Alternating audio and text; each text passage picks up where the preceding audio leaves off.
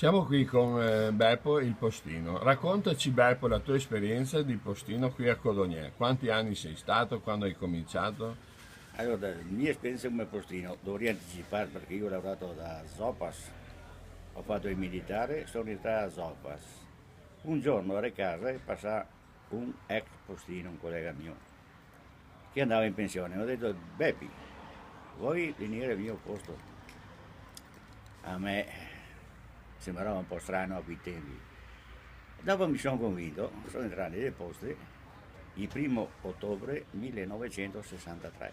Eh, Ho fatto qualche anno provvisorio, sono stato postino a Conegliano, a Santa Lucia di Piave, a Marino, un po' qua, un po' là, si andava un po' in giro, in giro. finché sono passato in fisso, di preciso nel 1970 mi sembra. 70, sì, sì. E dopo ho Quanti anni? continuato, ho fatto 30 anni, sono andato in pensione il 1° ottobre 1993. Di Eh, postino io ho fatto 30 anni. però.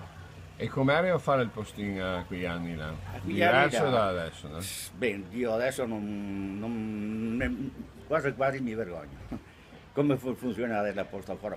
La lettera che viene di adesso qua e di adesso là, lì cambia i Sì, è un tempi. po' una confusione. A quegli Perché anni una era... volta ti conosceva tutti in paese, quindi Sì, più o meno ti fai qualche errore, puoi farlo, sì, però... però ti sapeva dove che stia questo, dove che Eh, sia quello e non ti sbaglia. Sì, sbaglia un po' troppo forse, no? e sono passati parecchi anni da quando che sono andato sempre. E comunque che mi ho bei ricordi perché potevo anche fare impiegato interno, però a me mi piace il contatto con la Con gente. la gente. Vabbè, dopo Qualche episodio strano che ti ha da ridere, magari qualcosa che ti abbia successo in questi 40 anni, che ti abbia caro ricordare, non so.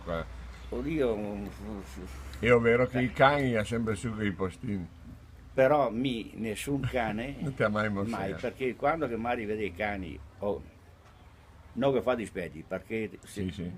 tranquillo, beato, non è mai successo niente. Ma ti come la spieghi tu sta roba che i cani ha sempre su quei postini? Mi dice perché il rumore dei motorini Ah, ho adesso, capito. ma mi sono anche in bicicletta una volta. E ora perché la su quei postini in A casa? chi che porta a pagare per le case?